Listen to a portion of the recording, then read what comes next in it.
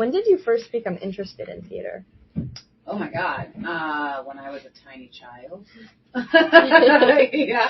My mom was a hippie and she never censored me, and so some of the first stuff I ever saw were movie musicals. So she played Rocky Horror Picture Show for me. She played Little Shop of Horrors, the Disney musicals. I mean, she exposed me pretty early on, but I was really dramatic anyway. Like, she didn't have to work really hard. And then I was in a play for the first time when I was like 8 or 9 at a community college, and then I was in the Muni when I was 9, and then after that I was kind of like obsessed. So I just did theater forever after that, and then all throughout school, just like you guys. What was the transition from teaching or from acting to teaching like? It was really organic. Everybody in my family's a teacher, so I was just like, I'm not going to do that, and then I did. It was my theater company. Somebody saw. This is going to sound like a super flex, and it's true, and it's not a super flex. It's just honestly what happened. Our first show, we were all at our sophomore year, and we did this show, Troilus and Cressida, and 2 women who were seniors at Yale Theater came to see our show, and then came up to myself and Meryl, who was the other woman that created the company with me, and said, we would like you to teach a workshop at Yale. And I was like, what? I was like, I am 20 years old. And she was like, no, but we like the techniques you use. Will you come? And we're like, yeah. So the first teaching gig I had was at Yale, and I was so, like, starstruck and, like, what am I doing here? It was a very tiny little workshop on a Saturday, but it was, like, very beautiful. I still have the letter they wrote me framed. And that was kind of it. Like, after that, we would get asked to do, like, I taught in Cincinnati and, like, other places. They would just ask us to do camps or workshops, and I loved it. I enjoy watching students grow in their art form much more than I need the validation of being in it. I love performing. Don't get me wrong. Like, I'm a performer. Like, I love attention. We all do. But my cup is filled much more from watching students than from me.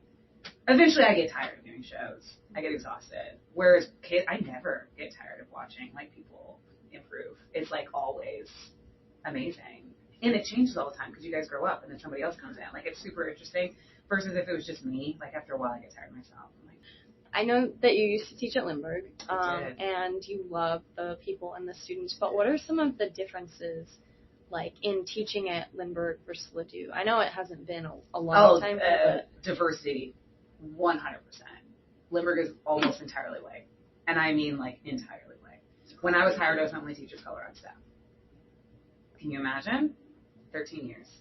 I just got to the point I could not always feel marginalized in every single room I walked into. Mm-hmm. And I don't here. It's so, I can't even express to you how nice it is. Like, it makes me weepy. Like, I see Black people all the time, and as a person of color, it's like, I can't even describe how that feels. Or I'm like, I'm not the only teacher who's queer on staff. I'm not the only teacher, like, that stuff matters. And so being here, I feel like seen. I feel like I have a community. I feel like I'm welcomed versus at Lindbergh, intentional or not, I was just always the other, automatically. Every meeting, every time there was a diversity question, everyone in the room would turn and look at me, and I'd be like, stop. It's like, no, like, I am not going to speak for all queer people of color. Like, stop it. So I'm so, so, so happy that I'm here. I think the diversity is incredible. And I see diversity as, like, the biggest strength you can possibly have. And so I just needed to be around other people who felt the same. Going off of that, yeah. How would you say that you being a queer woman of color, how does that affect how you teach? Oh my God, it affects everything. I'm very big on inclusiveness. Like, my room, like, I have this equity lens I put up on the board every single day after meditation, and it, like, it's the morality of my room. Like, every human being will feel like they belong and are safe, and they deserve respect because they have human dignity. Like, I am so big on inclusion. I never want anyone to feel marginalized in my room. I always want people to feel like they can be their authentic selves. And that comes from a place of being in positions throughout my life where I was not encouraged to be that way. I am lucky that my family instilled me with enough confidence that I was anyway, but I know that if I didn't have that confidence, I just would have been quiet, and I would have just tried to blend in. And I don't want that. I don't want anyone to feel like they have to do that. So it affects everything, for sure. And ability, too. Like, I'm hardcore on people living with mental or physical disabilities get to be seen.